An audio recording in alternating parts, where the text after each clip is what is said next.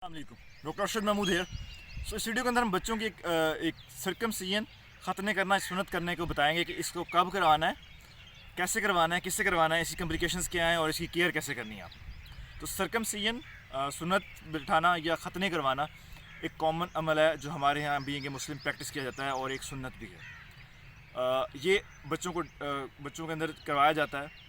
तो इसके different reason है। सबसे पहले हम देख लेते हैं कि इसकी वजूहत क्या हो सकती है। हमारे यहाँ तो चूँकि ये एक इस्लामिक कंट्री है, बीइंग ए मुस्लिम, हम इसको सुन्नत के तौर पे करते हैं। लेकिन इसके अलावा कुछ कंट्रीज़ के अंदर इसको सोशली किया जाता है कि उसके अंदर सोशल ट्रेंड है, वहाँ पे वो नॉन मुस्लिम है लेकिन फिर भी वो इसको प्रैक्टिस को करते हैं। थर्ड, इसके मेडिकल रीज़न भी हो सकते हैं कि कुछ कंडीशन जैसे डिजीज़ होती हैं, जैसे फाइमोसिस हो गई, तो उसके अंदर भी इसको करवाया जाता है। सुन्नत करवाने के कोई फ़ायदे भी हैं क्या? तो साइंस ने अभी तक कुछ इसके फ़ायदे डिटेक्ट किए हैं, जिसमें यह है कि इस करवाने से इस बच्चे के अंदर जो है पेशाब के इन्फेक्शन होने के चांसेस कम हो जाते हैं। इस तरह जो है पिनाइल कैंसर, यानी बच्चों के उस जगह के कैंसर के चांसेस भी कम हो जाते हैं। तो ये कुछ फ़ायदे भी हमें मिलते हैं इसके। बाकी सुन्नत तो है सवाब और उस चीज़ को हम देखते हैं इसको। तो बच्चों के अंदर ये चीज़ सुन्नत करवाना किस अमल पे करना चाहिए? किसी कोई ख़ास एज लिमिट नहीं है।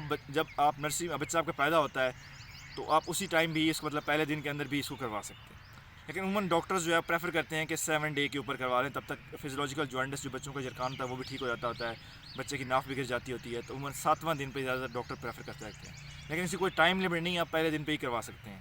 उमूमन इसके लिए बच्चे का वज़न जो है 2 किलो से कम होना चाहिए, 2 किलो से ज़्यादा वज़न होना चाहिए। तो उसके बाद आप इसको करवा सकते हैं। फिर क्या ये इसके पहले कोई हमें कोई टेस्ट भी करवाने की ज़रूरत है सुन्नत करवाने से पहले? तो अमूमन तो इसमें कोई टेस्ट रिकमेंड नहीं किए जाते। लेकिन अगर फैमिली हिस्ट्री को पॉजिटिव है या बच्चे के अपने अंदर कोई ब्लीडिंग की हिस्ट्री पॉजिटिव है, कि फैमिली में किसी को हीमोफीलिया हो या बच्चे के अंदर खून बहने का मसला हो या ख़ानदान में कोई ऐसा मसला हो, तो फिर हम उसके CBC और PT एबिलिटी यानी ब्लीडिंग और क्लॉटिंग प्रोफाइल हम करवा लेते हैं। अदरवाइज़ इसमें कोई टेस्ट करवाने की ज़रूरत नहीं होती। फिर ये कि इसको अमल को अंजाम कौन देता है, कौन सा डॉक्टर इसको करता है? तो उसमें बेहतर यही है कि आप एक पीडियाट्रिक सर्जन जो होता है वो सबसे बेहतरीन तो वो अगर अवेलेबल है तो उससे करवाएं। नहीं तो फिर कोई जनरल सर्जन को या पीडियाट्रिशियन को जो इस अमल में एक्सपर्टीज़ रखता है, जो करता है इसको, तो उससे करवाएं। डिस्पेंसर्स या कोई नाई वगैरह से काम करवाने से परहेज़ करें। मुझे याद है कि हमने भावलपुर विक्टोरिया अस्पताल में अपनी ट्रेनिंग के दौरान एक बच्चा देखा था जिसका पूरा हिस्सा ही काट दिया गया था। ठीक है, तो खुदा न खास्ता किसी एक के साथ इस तरह का हादसा पेश आ जाए तो बच्चे की पूरी ज़िंदगी भी उससे मुतासर होती है। तो इससे किसी क्वालिफाइड बंदे से और जो इसका एक्सपीरियंस हो उससे ही करवाना चाहिए। इसका तरीकाकार क्या होता है, किस तरह इसको अंजाम दिया जाता है? तो उसमें 2 मेथड हैं हमारे पास, कॉमनली अवेलेबल हैं। एक में ये है कि कट लगा के, टाँके लगा के इसको किया जाता है, और सेकंड में ये है कि एक छल्ला या रिंग होती है जिसको पहना दिया जाता है।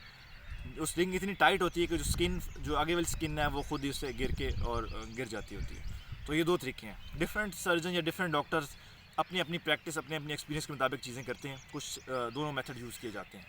दोनों के फ़ायदे भी हैं और थोड़े से ड्रॉबैक्स भी हैं। अगर सर्जरी का हम देख लें तो उसमें फ़ायदा ये होता है कि बहुत नीटनेस होती है, बहुत क्लीननेस होती है। लेकिन क्योंकि कुछ लोग कट वगैरह से परहेज़ करना चाहते हैं तो फिर वो दूसरे मेथड की तरफ जाते हैं। जो मेथड रिंग मेथड है उसमें ये होता है कि उसमें इतनी नीटनेस क्लीननेस नहीं होती, लेकिन क्योंकि उसमें कट और सर्जरी और टाँके नहीं होते तो कुछ लोग उसको प्रेफर करते हैं। तो ये अपनी अपनी चॉइस है, दोनों मेथड ही ठीक है। अब इसमें है कि फिर पूछा जाता है कि इसमें बच्चे में हमने कैसे करवाना है, कोई नशा भी दिया जाता है, क्या करना है उसको, बच्चे को पेन होगा तो उसके लिए क्या करना है? तो जो छोटे बच्चे होते हैं, खासकर जो 1 वीक के होते हैं, उनके अंदर तो इतनी नसें, जो पेन वाली नसें हैं उस एरिया में बनी ही नहीं होती। तो उनको हल्का फुल्का डेक्सट्रोज पिलाकर या लोकल सिडेशन के साथ ये काम किया जा सकता है। बड़े बच्चों में फिर उसके लिए लोकल एनेस्थीसिया, मतलब उस एरिया को टीका लगा के नम किया जाता है। अगर बहुत बड़ा बच्चा हो जो डर रहा हो और कोऑपरेटिव ना हो तो फिर उसमें जनरल एनेस्थीसिया, मतलब बच्चे को बिल्कुल बेहोश करा के किया जाता है। इसलिए हम कहते हैं कि जितना छोटा बच्चा होगा उसके लिए आपको बेहतरी है कि उसमें कम खर्चे में ये काम अच्छी तरीके से अंजाम दिया जा सकता है। अब इसकी जब एक प्रोसेस हो जाए तो उसके बाद केयर कैसे करनी है, क्या इसके तरीकाकार है? तो जो छले वाला मेथड है उसमें यह है कि 7 डेज़ के अंदर वो गिर जाता होता है अमूमन, और अमूमन हम 10 से 14 दिन तक हम कह सकते हैं कि नहीं गिरता तो आपने उसको वेट करना है। 14 दिन से ऊपर हो जाए तो फिर आपने दोबारा डॉक्टर के पास जाना है।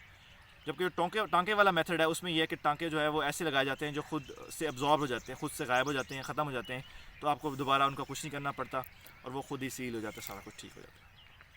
केयर की जहाँ तक बात करें तो उसमें जो क्वेश्चन पूछे जाते हैं मैं वो सारे बता देता हूँ। पहला ये पूछा जाता है कि इसकी जो है पट्टी कब उतारनी है। तो जो पट्टी हमारा ये एक रूल है कि जो भी पट्टी लगाई जाती है ऑपरेशन थिएटर के अंदर वो स्टीराइल इन्वायरमेंट होता है, तो 24 आवर तक वो रहनी चाहिए।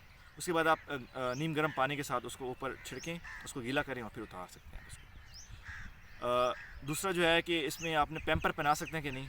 ख़तने करवाने के बाद तो पैम्पर पहना सकते हैं आप। पैम्पर का फ़ायदा है क्योंकि अगर पैम्पर नहीं होगा तो जो यूरिन बच्चा करेगा वो सारा उसके ऊपर पेशाब जो ज़ख़म है उसके ऊपर लगेगा और उल्टा ज़ख़म ख़राब हो जाएगा। पैम्पर में फ़ायदा होता है कि यूरिन पैम्पर में अब्जॉर्ब हो जाता है तो बच्चे को उससे कोई मसला नहीं होता। फिर ये होता है कि आपने कुछ लगाना भी है ऊपर के नहीं लगाना, तो उसमें हम रिकमेंड ये करते हैं कि जो एरिया जहाँ पे कट लगा है, जहाँ पे रिंग लगी है, उस पर आप पॉलीफैक्स लगा दो। पॉलीफैक्स लगाएंगे तो उसको इन्फेक्शन वगैरह नहीं होगा, लेकिन पायोडीन सेपरेट हरगिज़ नहीं लगानी क्योंकि वो उल्टा इस चीज़ को ख़राब कर देते हैं। तो आपने पॉलीफैक्स लगानी है, पॉलीफैक्स स्किन ऑइंटमेंट। जबकि जो बाकी एरिया है, जो हेड है, वहाँ पे आपने उसके ऊपर वैसलीन लगानी है, इसमें वैसलीन लगानी है जो एज ए लुब्रिकेंट काम करता है। और रिकमेंड ये भी किया जाता है कि जो पैम्पर का एरिया जो टच करता है सारे पीनस या पिनाइल एरिया को, उसके ऊपर भी वैसलीन लगा दें ताकि वहाँ पे कोई फ्रिक्शन ना हो। बच्चे को आप साइड पे लिटाएं, थोड़ा सा पीछे तकिया या छोटा तकिया, थोड़ा सा कपड़ा वगैरह रखते हैं। इस पोजीशन में बच्चे को कंफर्टेबल होता है क्योंकि उसके ऊपर प्रेशर नहीं पड़ता, फ्रिक्शन कम होती है और वो ठीक हो जाता है। तो उम्मन इसमें कोई मसले मसाइल होते नहीं हैं। ये नॉर्मली प्रोसेस जो है 7 डेज़ के अंदर कम्प्लीटली हील हो जाता है। अब इसमें जो है कुछ जो वालिदैन बड़े परेशान होकर तस्वीरें भेजते हैं हमें कि जो है उसके ऊपर रेडनेस आ गई, कट वाली जगह पे रेडनेस आ गई है, या फिर उसके ऊपर जो है हेड के ऊपर पीला सा मटेरियल आ गया, तो ये बिल्कुल नॉर्मल होता है। कट वाली जगह पे जब हीलिंग स्टार्ट होती है शुरू के 2 दिन के अंदर रेडनेस नॉर्मल चीज़ है। इस तरह हेड के ऊपर जो है वो पीला सा मटेरियल आ जाना ये बिल्कुल नॉर्मल है, तो इसमें परेशान बिल्कुल नहीं होना। जनरल सी बात की है, बाहर अपने डॉक्टर के साथ आप पिक्चर्स जो है वो शेयर कर सकते हैं, वो आपको अच्छा गाइड करेगा इस सिलसिले में। अब एक और क्वेश्चन पूछा जाता है कि क्या ये स्किन दोबारा ग्रो तो नहीं कर जाएगी जो कटी हुई है, तो इसका जवाब है कि ये स्किन बिल्कुल ग्रो नहीं करेगी, ये दोबारा ग्रो नहीं करती।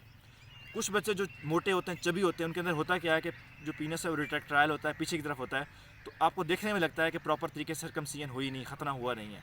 तो उसमें जब आप पीछे उसको स्किन को पीछे करते हैं तो आपको वो जो स्किन है, फोर स्किन है, जब आपको उसके सारी जो है फ़ैट को पीछे करते हैं, जो साथ फ़ैट होती है, तो जब वो पीछे अपनी जगह पे आएगी तो आपको उसकी असल लोकेशन का पता चल जाएगा। अगर फिर भी आपको लगता है कि ये आगे है तो फिर आप दोबारा डॉक्टर से बात कर सकते हैं और वो फिर उसको देख लेगा कि इसमें हमने क्या करना है, दोबारा ट्रिमिंग तो नहीं करनी। मैंने कोशिश की है कि इसके अंदर बच्चों के सर्कमसिजन से रिलेटेड तमाम क्वेश्चन का जवाब दे सकूँ। फिर भी अगर किसी का क्वेश्चन कोई रह गया है तो आप कमेंट सेक्शन में पूछ सकते हैं। Thank you.